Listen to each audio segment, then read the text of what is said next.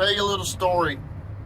There was this man who was having his first child, and in the 60s, you didn't get to go in there with her, and they used forceps, which is like salad tongs, sometimes to pull that child out, caused the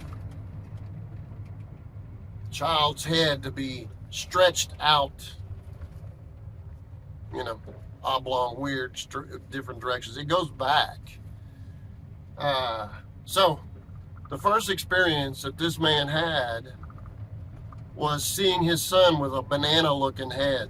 He's like, oh my God. He's thinking to himself, he never said it to anybody, but I got a handicapped son. But that son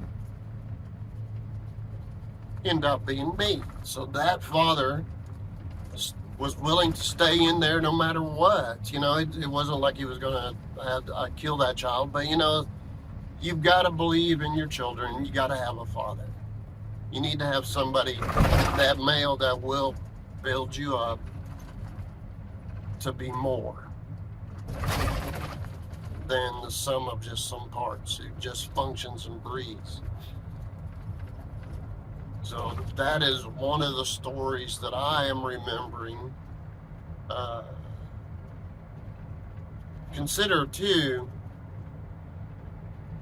that my mother carried with her a lot of guilt she didn't really have to carry, because she was scared that I was going to grow up not able to have children, because she had mumps while carrying me, and everybody said, hey, that's going to cause that child to not be able to bear children.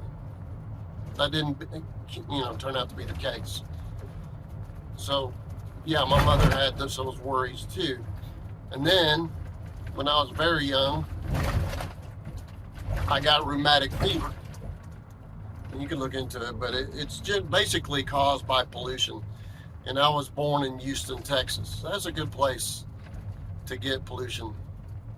So I was bedridden a lot and miserable and sick, and so here I was, a sickly child. And they took on 2 children. They wanted to take on all of the children of his cousins. They just left all the kids.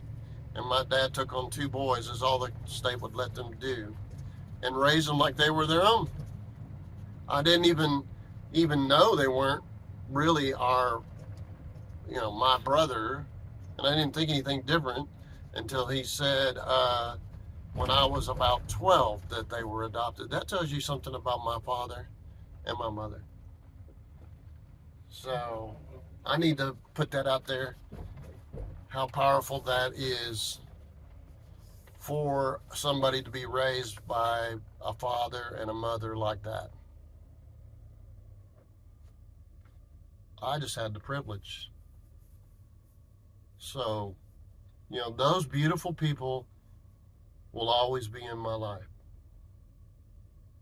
And they will be with me while I influence other people. They were scared young people when they started.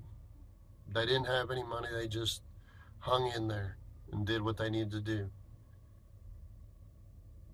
I am grateful for having a mother and father who stayed together. Grateful is not really a value that I can put to a dollar sign. But I bet if somebody was an accountant, they could actually sit down and figure out how many $1 million that was worth. So I thank you, Father and Mother.